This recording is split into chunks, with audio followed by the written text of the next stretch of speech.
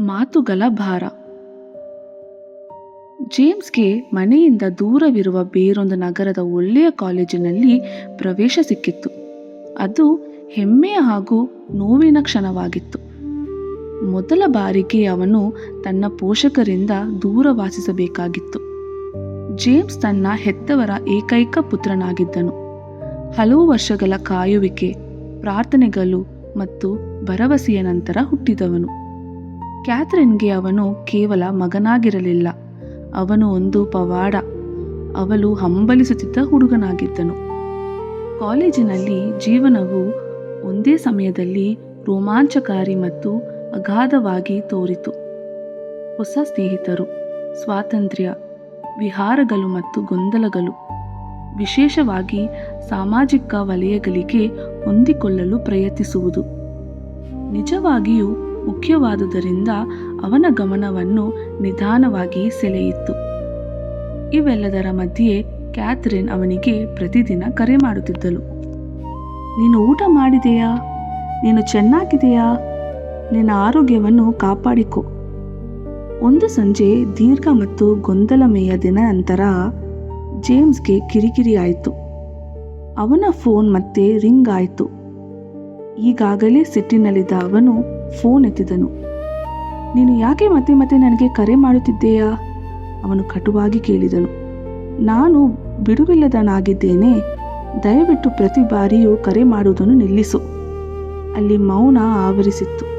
Catherine ಮೃದುವಾಗಿ ಉತ್ತರಿಸಿದಳು. ನಾನು ಕೇವಲ ಚಿಂತೆಗೀಡಾಗಿದ್ದೆ. ನಿನ್ನ ಧ್ವನಿಯನ್ನು ಕೇಳಲು ಬಯಸಿದೆ. ಆದರೆ ಜೇಮ್ಸ್ ಇನ್ನೂ ಹತಾಶೆಯಿಂದ ಕರೆಯನ್ನು ಕಡಿತಗೊಳಿಸಿದನು. ಆ ರಾತ್ರಿ ಶಬ್ದ, ಸ್ನೇಹಿತರು ಮತ್ತು ಗೊಂದಲಗಳಿಂದ ಸುತ್ತುವರಿದ್ದರೂ ಏನೋ ಖಾಲಿತನ ಕಂಡಿತು. ಮೊದಲ ಬಾರಿಗೆ ಅವನ ಫೋನ್ ಮತ್ತೆ ರಿಂಗ್ ಆಗಲಿಲ್ಲ. ಮರುದಿನ ಯಾವುದೇ ಕರೆ ಇಲ್ಲ. ಅದರ ಮರುದಿನವೂ ಏನೂ ಇಲ್ಲ. ಒಮ್ಮೆ ಅವನಿಗೆ ಕಿರಿಕಿರಿ ಉಂಟು ಮಾಡುತ್ತಿದ್ದದ್ದು ಈಗ ಅವನು ಅದನ್ನು ಆಳವಾಗಿ ಮಿಸ್ ಮಾಡಿಕೊಳ್ಳಲು ಪ್ರಾರಂಭಿಸಿದನು. ಒಂದು ಸಂಜೆ ಒಂಟಿಯಾಗಿ ಕುಳಿತು ಅವನು ಫೋನ್ನಲ್ಲಿ ಹಳೆಯ ಸಂದೇಶಗಳನ್ನು ಸ್ಕ್ರೋಲ್ ಮಾಡುತ್ತಿದ್ದನು. ಊಟ ಮಾಡಿದೆಯಾ? ಹುಷಾರು ನನ್ನ ಮಗನೇ. ನಾನು ಪ್ರತಿದಿನ ನಿನಗೆ ಪ್ರಾರ್ಥಿಸುತ್ತಿದ್ದೇನೆ. ಅವನ ಹೃದಯ ಭಾರವಾಯಿತು. ಅವನಿಗೆ ನೆನಪಾಯಿತು, ಸಂತ್ವಾನ ನೀಡುವ ನಾಲಿಗೆ ಜೀವದ ಮರ, ಆದರೆ ವಕ್ರ ನಾಲಿಗೆ ಆತ್ಮವನ್ನು ನುಚ್ಚುನೂರು ಮಾಡುತ್ತದೆ.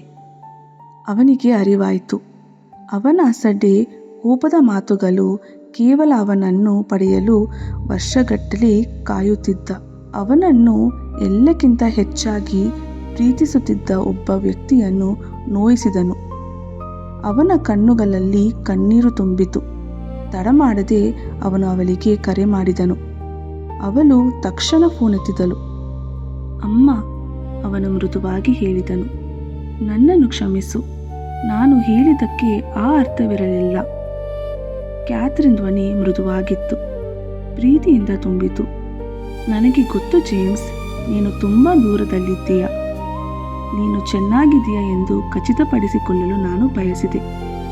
ಆ ಕ್ಷಣದಲ್ಲಿ ಜೇಮ್ಸ್ ಒಂದನ್ನು ಅರ್ಥ ಮಾಡಿಕೊಂಡನು. ಅವನು ಎಷ್ಟೇ ದೂರ ಇದ್ದರೂ ಅವಳ ಪ್ರೀತಿ ಹತ್ತಿರವಾಗಿಯೇ ಇತ್ತು. ಆ ದಿನದಿಂದ ಅವನು ತನ್ನ ಕೋಪವನ್ನು ಕಡಿಮೆ ಮಾಡಲು ಮಾತ್ರ ಪ್ರಯತ್ನಿಸಲಿಲ್ಲ, ಅವನು ಕಾಳಜಿಯಿಂದ ಮಾತನಾಡಲು ಕಲಿತನು, ವಿಶೇಷವಾಗಿ ಅವನನ್ನು ಹೆಚ್ಚು ಪ್ರೀತಿಸುವವರ ಬಳಿ. ಪಾಠ: ಕೋಪದಲ್ಲಿ ಆಡುವ ಮಾತುಗಳು ನಮ್ಮನ್ನು ಹೆಚ್ಚು ಪ್ರೀತಿಸುವವರನ್ನು ಆಳವಾಗಿ ನೋಯಿಸುತ್ತವೆ. ಮೃದುವಾದ ನಾಲಿಗೆ ಜೀವನವನ್ನು ತರುತ್ತದೆ, ಆದರೆ ಕಠಿಣ ಪದಗಳು ಹೃದಯವನ್ನು ಗಾಯಗೊಳಿಸುತ್ತವೆ.